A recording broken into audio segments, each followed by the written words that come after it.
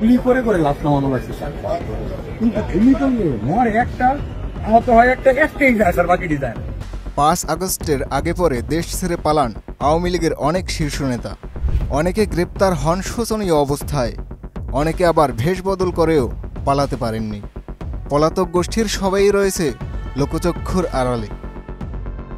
তবে এবার কলকাতার একটি পার্কে আড্ডারত অবস্থায় দেখা মেলে সাবেক স্বরাষ্ট্রমন্ত্রী আসাদুজ্জামান খান কামাল সহ কয়েকজনের। ভিডিও করা হচ্ছে টের পেয়ে সেখান থেকেও পালান তারা।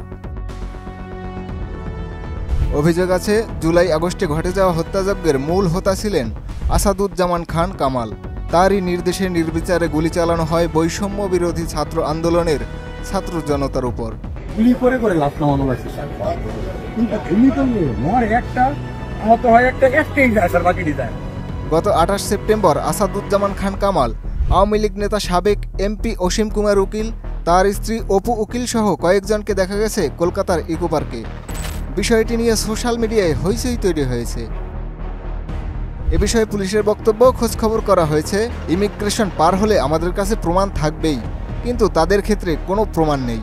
আমি এটা একটা টিভি চ্যানেলে দেখতে পেয়েছি। আমি আসলে এই বিষয়ে বিস্তারিত জানি না। উদাসীনতা বা গাফিলতি আমি এভাবে বলতে চাই না। আমি বলতে চাই যে আমাদের প্রতি যে দায়িত্ব ছিল, আমরা সেই দায়িত্বে বা আমাদের যে সামর্থ্য যতটুকু ছিল সেই সামর্থ্য সবটুকু দিয়ে আমরা চেষ্টা করে যাচ্ছি। উজ্জ্বল রায়, মোহনা ডিজিটাল।